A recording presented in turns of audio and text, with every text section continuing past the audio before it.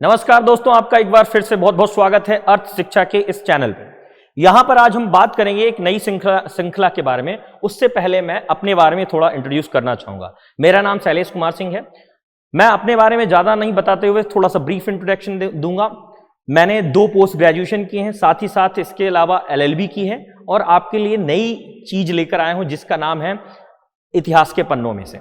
और इसके अलावा मैंने जो शिक्षा जगत में अपना योगदान रहा है उसके बारे में बहुत ज़्यादा जानकारी नहीं देना चाहूँगा, थोड़ी सी ब्रीफ जानकारी। वो ये जानकारी है कि PSC के बच्चों को पढ़ाने का कार्य किया है और आपके लिए नई एक श्रृंखला लाई है जो भी आपके काम आने वाली है। तो उस श्रृंखला के बारे में आज बात करेंगे हम।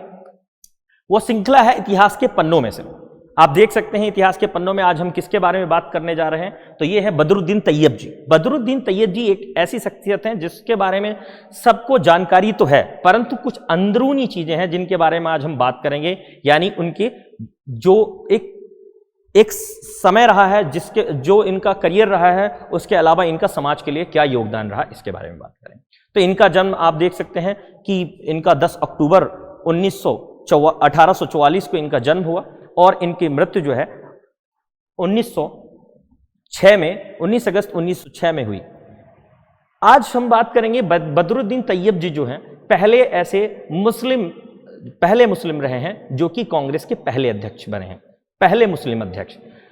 उससे पहले हमारे दादा भाई जो हैं, दादा भाई नौरोजी हमारे जो हैं वो रहे हैं अध्यक्ष रहे हैं। उनको सक्सीड करते हुए इनको अध्यक्ष बनाया गया।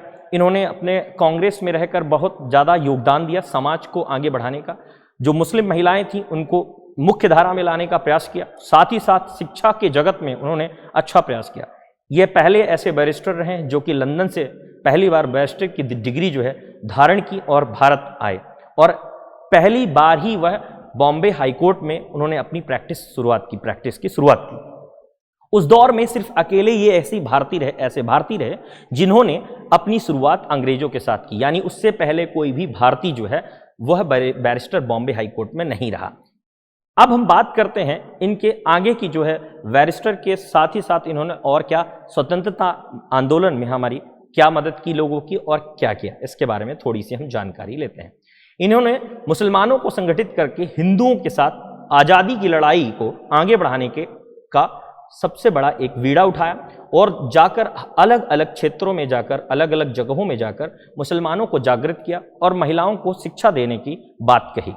और इसके बाद इन्होंने 1887 यानी 1887 के समय, जब 1885 में कांग्रेस पहली बार बनी, ये अपने 1887 में तीसरे अध्यक्ष के रूप में नामित हुए और तीसरे अध्यक्ष बने कांग्रेस के। उस समय से लेकर जब तक ये अपने मृत्यु से पहले तक पूरा योगदान इनको समाज को उठाने और आंदोलनों में एक तरीके से शरीक रहे ये। और आगे की हम बात करें तो एक सबसे ज्यादा इंपॉर्टेंट इन्होंने कार्य किया वह रहा इनका कि इन्होंने एक सबसे जरूरी जो कार्य था बॉम्बे हाईकोर्ट में एज अ जज उन्होंने वो कार्य किया, जिसमें समाज को उन्होंने आईना दिखाया और कहीं ना कहीं अंग्रेज उनसे प्रताड़ित भी हुए। अंग्रेजों ने ये माना कि बदरुद्दीन तैयब जी जो डिसीजन लेते हैं वह एकदम खरा होता है। उससे पहले उन्होंने एक और बड़ा कार्य किया, बाल गंगाधर तिलक जी के वेल कराने में उनका बड़ा योगदान रहा। ऐसी स्थिति में अंग्रेजों ने सोचा था कि यह हमारे साथ आएंगे, यानी इन्होंने पढ़ाई लंदन में की थी, इसकी वजह से उन्होंने सोचा हम हमारा साथ देंगे, पर ऐसा नहीं रहा। उन्होंने बाल गंगाधर तिलक को भी मुक्त कराया, यानी उनको जमानत उनकी करवाई, क्योंकि वो राजद्रोह के केस में फंसे हुए थे।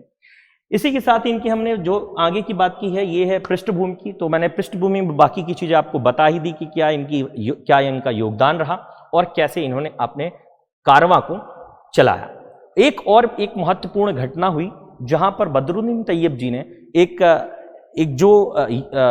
एक आंदोलन ऐसी जगह में हुआ जहां पर मुस्लिम बहुल क्षेत्र था और मुसलमानों ने अपना जो सहयोग था आंदोलन में उतना नहीं दिया। ऐसी स्थिति में बदरुद्दीन तैयब जी ने उनको बताया, उनके तक मैसेज पहुंचाने का प्रयास किया और यह बोला कि अगर आप संगठित होकर हिंदुओं के साथ और बाकी के जो देशवासी हैं सबके साथ अगर नहीं आएंगे तो ये आज़ादी आपको नहीं मिल पाएगी, क्योंकि यह देश सबका है। ऐसी स्थिति में उनकी जो एक पृष्ठभूमि रही है वो बहुत ही अच्छी रही है। साथ ही साथ हम और भी बात करेंगे, लेकिन हमारे पास अब इतना जो है समय नहीं है, तो हम आज अपनी बात यहीं पर रखेंगे। और बात को रखने के साथ ही साथ आपको एक छोटा सा मैसेज देना चाहता हूं, आप लोग इस चैनल को सब्सक्राइब करें और साथ ही साथ इसको शेयर करें, लाइक करें, दोस्तों तक पहुंचाएं। यह रोचक जानकारियां जो हैं आपके कार्य आने वाली हैं, क्योंकि सारे एग्जाम्स और जितने भी बाकी की कॉम्पिटिटिव एग्जाम्स हैं उन सब में इसका इस्तेमाल आप लोग कर सकते हैं। धन्यवाद।